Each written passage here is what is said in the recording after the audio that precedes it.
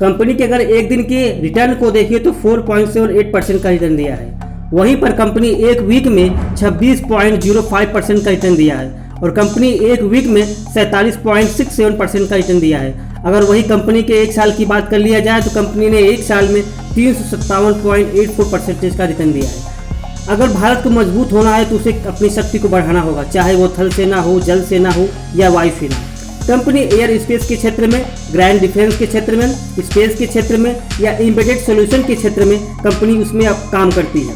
Company के अगर clients की बात की जाए तो वो उसके जो बड़े नंबर है ADA, BHEL, CSIR हो, चाहे ONGC हो, IRCT या रेलवे हो, NL हो, हिंदुस्तान एरोनॉटिक्स लिमिटेड हो या CCMB हो, SSCL हो, भारत डायनेमिक हो, NTPC हो, इसरो जैसी बड़ी संस्था इसके क्लाइंट के हैं, जो इसरो भारत की सबसे बड़ी संस्थाओं में से एक है। NMDC, ICI, ministry of defence, Tata steel जैसे बड़े प्लेयर्स इनके क्लाइंट हैं के लिस्ट में शामिल हैं। कंपनी का नाम है Apollo micro system limited. Apollo micro system यह एक स्मॉल कैप की कंपनी है जिसका मार्केट कैप 1424 करोड़ रुपए के करीब है। अगर वहीं पे इसके अगर हम करेंट प्राइस की बात कर ली जाए तो कंपनी का जो करेंट प्राइस है वो 61.40 है। वही कंपनी हाई 61.40 और लो 11.30 के करीब है। इस समय कंपनी अपने स्टॉक का जो कंपनी का जो इसमें जो हाई वैल्यू पे कंपनी ट्रेड कर रही है, जिसमें मैं वीडियो को शूट कर रहा हूँ, उसमें इसका प्राइस 61.40 के करीब है। वहीं पे अगर कंपनी का जो स्टॉक पी के बाद मैं अगर बात करूँ तो कंपनी का जो स्टॉक पी है वो 67.3 है। वहीं पे अगर इसके इंडस्ट्री पी से इसका अगर मैं कंपेरिजन करके देखूँ तो कंपनी का जो इंडस्ट्री पी है वो 36.9 है।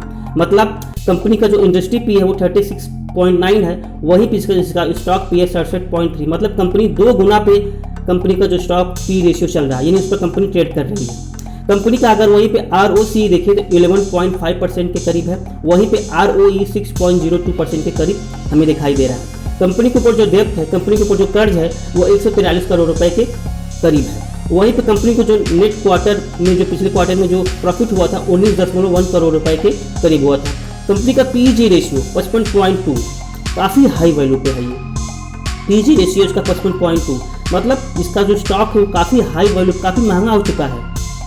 जो इसकी प्राइस होना चाहिए एक्चुअली में उससे काफ़ी महंगा हो चुका है। कंपनी का PEG रेशियो 55.2 है। कंपनी का जो पाइथेस्की स्कोर है वो 5 है और कंपनी का अगर जो सेल्स है वो 298 करोड़ रुपए के करीब है। अगर हम कंपनी के अगर हम चार्ट को देखें तो कंपनी के चार्ट में भी लगातार मूवमेंट दिखाई दे रहा है। कंपनी के चार्ट में भी लगातार वृद्धि हुई दिखाई हम लोग दिख रहे हैं। जिस तरह से कंपनी का चार्ट भागा हुआ है 19 जुलाई को 13 रुपये 38 पैसे करीब था और वहीं पे आज अगर आप देखेंगे तो 61.40 रुपये करीब है। यानी एक साल के अंतर्गत कंपनी किस तरह से मूवमेंट हुई है, किस तरह से इसके जो स्टॉक के जो शेयर का जो प्राइस था किस तरह से वो भागा है। इस चार्ट से पता लगा सकते हैं कंपनी के जिस तरह से कंपनी के जिससे अप डाउन होते हुए आज कंपनी का प्राइस 61.40 के करीब है। अब हम कंपनी के क्वार्टरली रिजल्ट को भी समझ लेते हैं कि कंपनी के किस तरह से क्वार्टरली रिजल्ट घोषित हुआ है, किस तरह से कंपनी का मूवमेंट।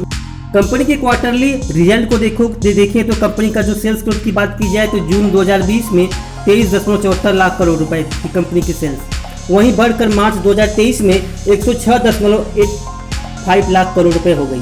वहीं पर अगर एक्सपेंसेस की बात की जाए तो कंपनी का खर्च भी सेल्स के साथ बढ़ा है, जहां कंपनी का एक्सपेंसेस 17.54 लाख करोड़ रुपए से बढ़कर 83.95 लाख करोड़ रुपया हो गया है। ऑपरेटिंग प्रॉफिट मार्जिन को देखें तो उसमें भी वृद्धि हुई है। मार्च 2023 में 21.40% की वृद्धि हुई है।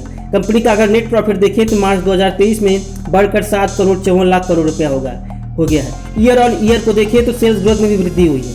मार्च 2011 में 20 करोड़ से बढ़कर मार्च 2023 में 298 करोड़ रुपए का सेल्स में वृद्धि हुई है। देखिए मार्च 2011 से लेकर मार्च 2023 तक लगभग 12 सालों में कंपनी ने 298 करोड़ रुपए के सेल्स में वृद्धि हुई है। वहीं पे अगर एक्सपेंसेस की बात की जाए तो उसमें भी वृद्धि हुई है। मार्च 2011 में जहां पे कंपनी के खर्च 15 करोड़ रुपए थे, वहीं बढ़कर मार्च 2023 में 233 करोड़ रुपया हो गया। अगर ऑपरेटिंग प्रॉफिट मार्जिन में देखा जाए तो उसमें 22% की 22% की वृद्धि देखने को मिली है। अगर नेट प्रॉफिट की बात की जाए तो कंपनी ने 19 करोड़ रुपए का नेट प्रॉफिट हुआ है।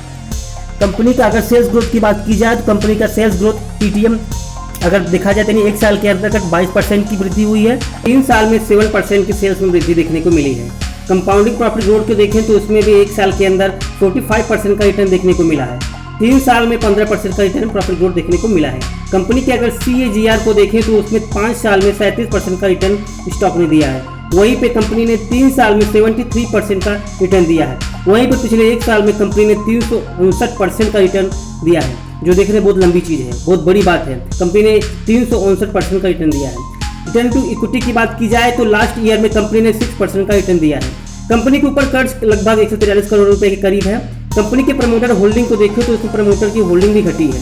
मार्च 2023 में 59% के करीब थी प्रमोटर की होल्डिंग, वहीं घटकर अब जून 2023 में 53% रह गया। FIIs की होल्डिंग देखिए तो मार्च 2023 में मात्र 0.12% थी, वहीं बढ़कर जून 2023 में 5.31% के करीब गया। DIIs की होल्डिंग जून 2023 में 3.22% के करीब है और पब्लिक की होल्डिंग जून 2023 में 38.25% के करीब है। कंपनी के स्टॉक में लगातार वृद्धि हुई है। अब यह एक सवाल यह उठता है कि अभी स्टॉक में पोजीशन बनाना सही होगा या हमें वेट करना चाहिए।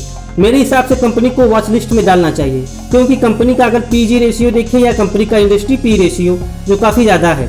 गवर्नमेंट की तरफ से डिफेंस के स्टॉक में भी बूस्ट देखने को मिला है।